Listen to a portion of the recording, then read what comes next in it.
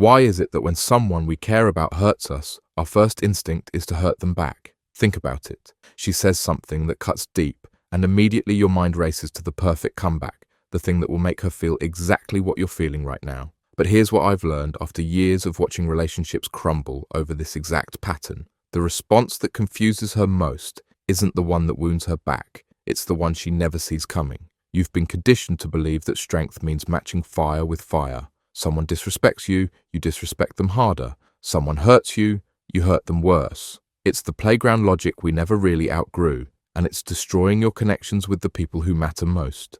But what if I told you there's a response so unexpected, so completely opposite to what she's bracing for, that it doesn't just confuse her, it actually creates the space for something real to happen between you? Let me paint you a picture. She's just said something that stings. Maybe it was intentional, maybe it wasn't, but the damage is done. Your chest tightens, your jaw clenches, and every fiber of your being wants to fire back with something equally cutting. This is the moment where most relationships either escalate into warfare or shut down into cold silence. Instead, you do something that will catch her completely off guard. You pause. Not the dramatic pause of someone gathering ammunition, but the genuine pause of someone who's actually listening beneath the words. Then you say something like this: "That hurt. I can see you're upset about something, and I'm wondering if what you just said is really about me, or if there's something else going on that's making you feel this way." Watch what happens to her face when you respond like this. The confusion isn't just surprise, it's the disorientation of someone who was prepared for battle and suddenly finds themselves in completely unfamiliar territory.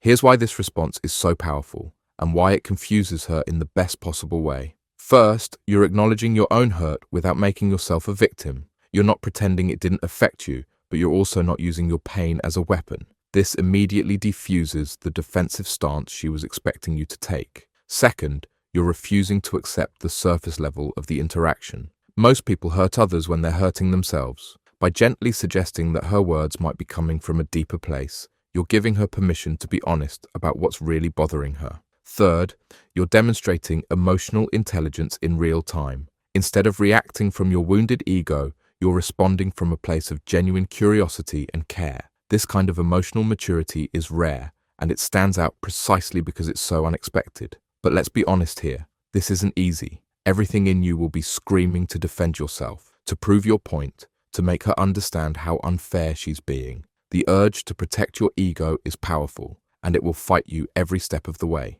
This is where you have to understand something crucial about human psychology. When someone hurts you, they're usually expecting one of two responses. Either you'll hurt them back, which gives them permission to escalate and justifies their initial attack, or you'll shut down and withdraw, which allows them to dismiss your feelings entirely. By choosing neither of these predictable paths, you're forcing her to actually engage with the situation instead of just reacting to it. You're creating what psychologists call a pattern interrupt, a moment where the usual script gets thrown out and something new becomes possible.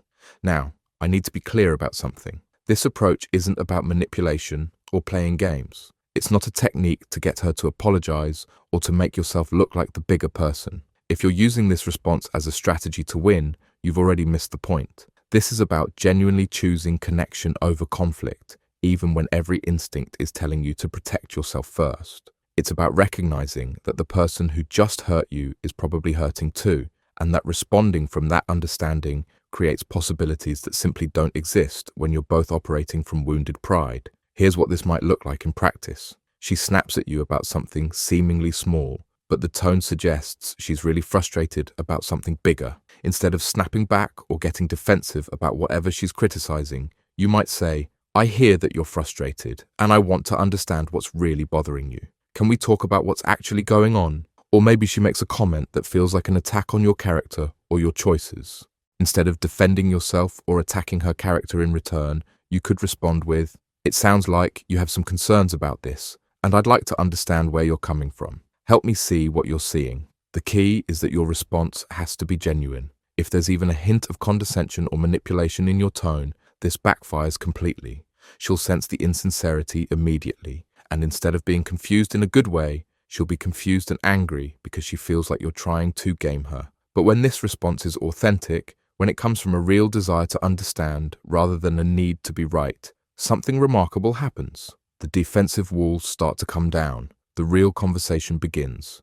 The thing that was actually bothering her, the fear or frustration or hurt that was driving her to lash out, finally has space to emerge. This doesn't mean she'll immediately apologize or that the conflict will resolve instantly. Sometimes she'll be so surprised by your response that she won't know how to handle it at first. She might even push harder initially, testing to see if you'll revert to the familiar pattern of hurt and retaliation. This is where your consistency matters.